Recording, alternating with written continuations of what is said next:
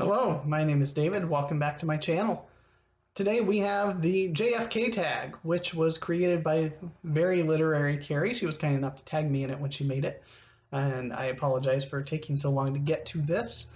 But I'm excited that she made this tag and to do this tag because if you don't know, she is a big, fan's probably not the right word, but has a huge interest in JFK and the assassination and all of the stuff surrounding that. And so she made a tag around her own passion for everybody else to do and to share with. And that gets me super excited and I hope more people do something like this where they take something that they're really excited about, really interested in, and make a tag about it for everybody else to do.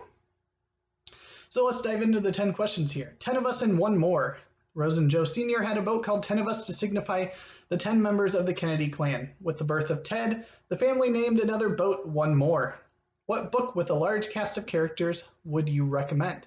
Now you may think you know what's coming. And yes, in fact, I could name The Lord of the Rings. I could name The Silmarillion. I could even name The Hobbit. Those are all great answers for this question, but I'm going to go with something unexpected.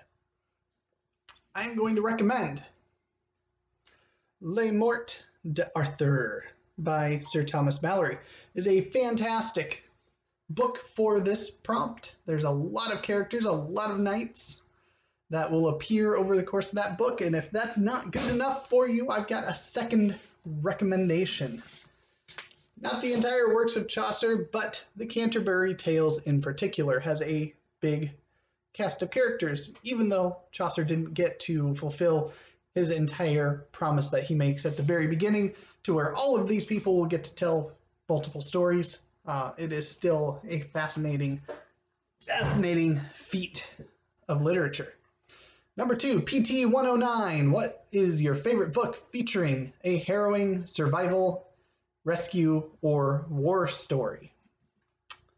Well, you know, I've got to continue the trend here, and I'm going to go with The Death of King Arthur.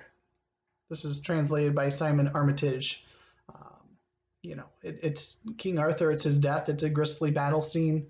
I don't know why you wouldn't want to read this as a fitting answer for that prompt.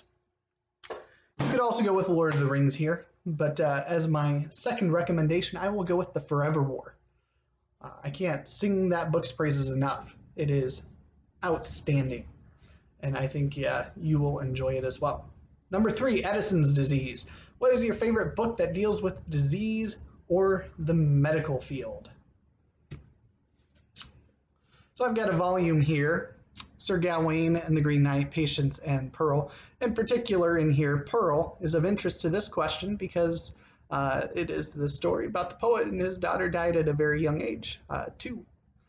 So, I mean, set back in the medieval times, there's obviously recovery that Gawain has to go through, and Sir Gawain and the Green Knight, after spending most of a year traveling around trying to find the Green Knight. So, yeah, I mean, it fits, right? No? Okay. Well, I do have a second pick here. I don't read much with disease and medical field, so I'm going to go with The Time Traveler's Guide to Medieval England by Ian Mortimer. There is a great chapter in here on medicine and healthcare, essentially, as it existed in the 1400s.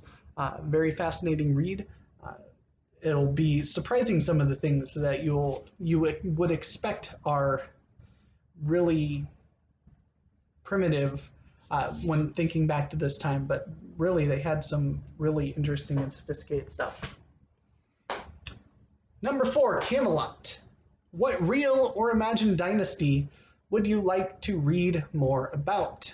And obviously there's no second guessing here. I mean, it's got to be the dynasty of the once and future king. I mean, he's the forever king. It's right there on the cover, once and future. He's always going to be the king. No? Well, I actually would like to learn more about Charlemagne. I've got The Two Lives of Charlemagne here, which is short considering it's got 2 complete little biographies in here, but I would love to learn more about Charlemagne, Alexander the Great, Julius Caesar. I mean, the list goes on. There's a lot of them. Genghis Khan. Lots and lots of great rulers in the medieval time. Alfred the Great. High Hopes. Frank Sinatra re-recorded this song for Kennedy's 1960 presidential campaign. If you ran for office, what would your campaign song be? Well, the obvious choice, Knights of the Round Table from Monty Python and the Holy Grail. I mean, they're duh. Now, you're no fun.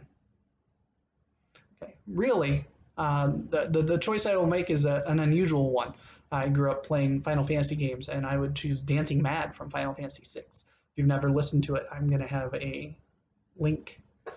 It's long, but it's awesome, and I hope you enjoy. Number 6, we chose to go to the moon. Name the last book you read that was set in space. And you might say, aha, I've got you there, David. You can't find a King Arthur book set in space. And on my shelf, I don't. I do have a sci-fi King Arthur, or a Connecticut Yankee in King Arthur's court. Time travel. I mean, that's science fiction as you can get.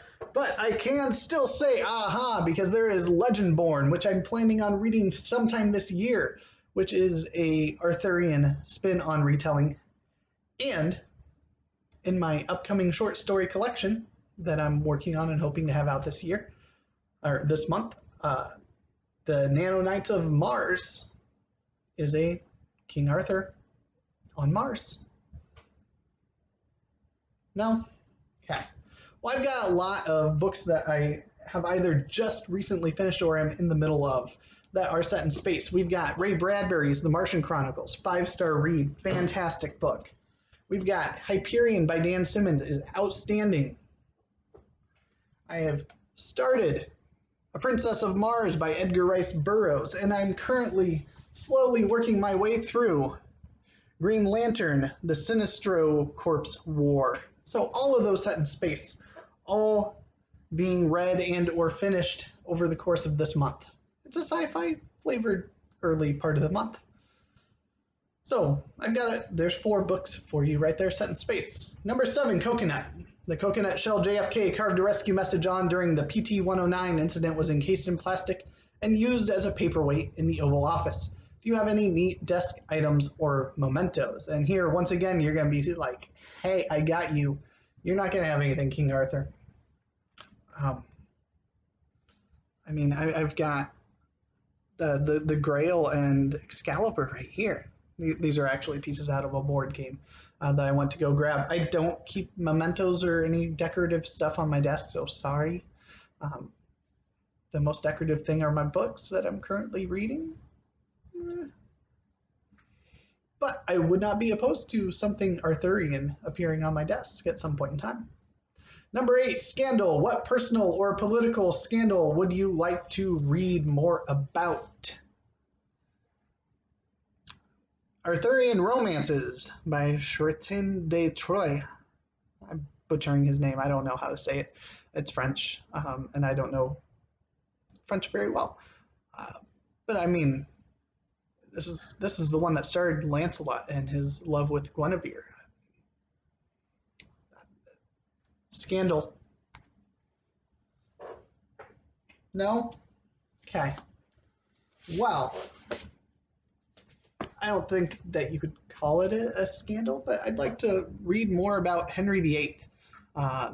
If you don't know Henry VIII, he's the one that had lots of wives trying to get an heir during the period around the Reformation, I believe it is. So I'd like to read more about him, and I've got 2 volumes on my shelf about him. So I'm excited to learn more about him. Number 9, Peace Corps. What book made you a better person? And the obvious answer, once again, is Les Morts d'Arthur. I mean, you learn codes of chivalry by seeing the knights and their deeds and how they interact and, you know, bearing the token of their maiden fare off into battle and everything like that. The real answer, I mean, I could grab my copy of the Bible, and that's the answer. But if you want something other than that, look no further than these 2 volumes right here. Mere Christianity and the Screwtape Letters by C.S. Lewis. Whether you believe or not, there is really good practical wisdom passed by C.S. Lewis that everybody can use in their everyday life in here. I cannot recommend either of these highly enough. I'm going to try to have this be an inkling along pick before the end of this year. We'll see how it fits in. And number 10, conspiracy. What are your thoughts on the Kennedy assassination? And